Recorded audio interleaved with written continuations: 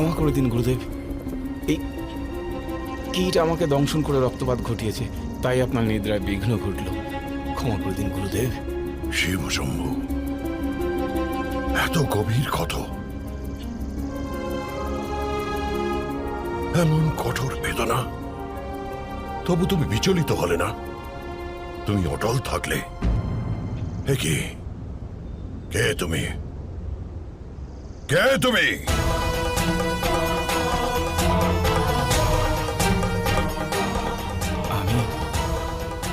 আমি আপনার শিষ্য গুরুদেব। অসম্ভব! আমার শিষ্য কেবল এক ব্রাহ্মণই হতে পারে, আর তুমি নিঃসন্দেহে ব্রাহ্মণ হতে পারো না। যদি তুমি ব্রাহ্মণ হতে, তবে তোমার মধ্যে এত ধৈর্য, এত সহ্য শক্তি কখনোই থাকতো না। সত্য বলো, কে তুমি?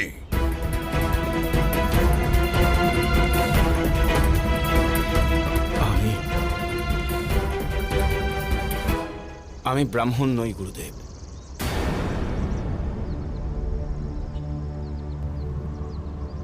সূতপুত্র আমি, সূতপুত্র আমি, সূতপুত্র আমি। কিন্তু তুমি তো আমাকে বলেছিলে তুমি এক ব্রাহ্মণ সন্তান। অসত্য বলেছিলে তুমি, ছলনা করেছিলে আমার সঙ্গে। সত্য বলে সর্বদা আমার অপমানই প্রাপ্য হয়েছে গুরুদেব।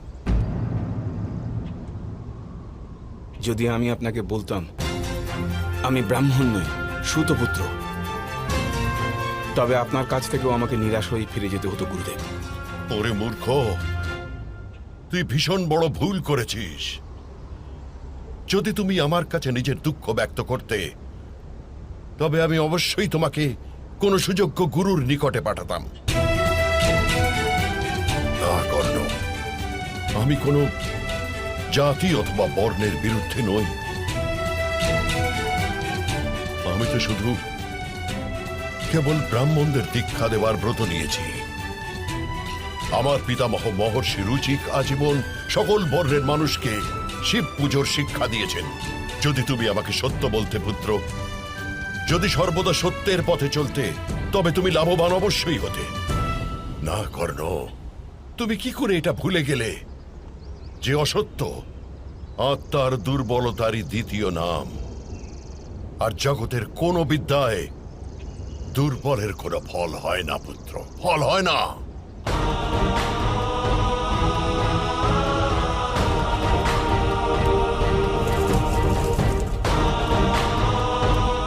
যেরকম কিছু বৃক্ষের পত্র সূর্যের রশ্মিতে প্রাণের স্পন্দন পায় ঠিকই, কিন্তু শীতকালে তা ঝরে যায়। পুত্র কর্ণ, ঠিক সেরকমই দুর্বল মনুষ্যের বিদ্যাও ঠিক পরীক্ষণের সময় বিনষ্ট হয়ে যায়, তার আর কোনো লাভ হয় না। এ আমার অভিশাপ নয় পুত্র, নির্মম বাস্তব, জীবনের সার সত্য।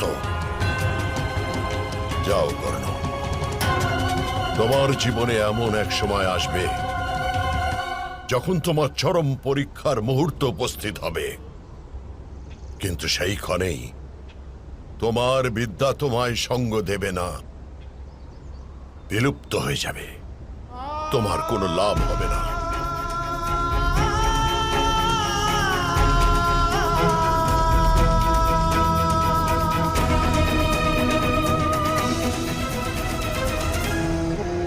ভগবান পরশুরাম,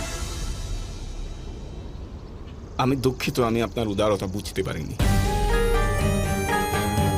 সামান্য মানুষের মতন ভগবান কোনো ভেদাভেদ করেন না, এ আমি বুঝতে পারিনি। ভগবানকেও সামান্য মানুষের সঙ্গে তুলনা করেছি, এ আমার বড় ভুল। আপনার হতাশার থেকে প্রসূত প্রত্যেকটি কথা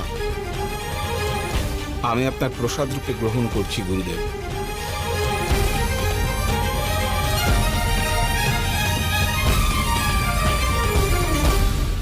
নিজের শিষ্যকে আশীর্বাদ করবেন না ভগবান?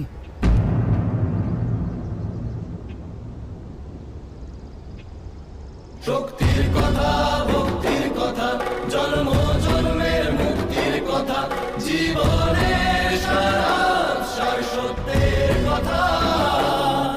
যুগে যুগে দেশে দেশে সৃষ্টির প্রতিভাসে তোমার সংঘর্ষ আর তোমার এই ভুল উভয়ই আসন্ন সময়ে অনেক যুবকের মার্গদর্শন করবে। এই আমার আশীর্বাদ পুত্র, আয়ুষ্মান হও।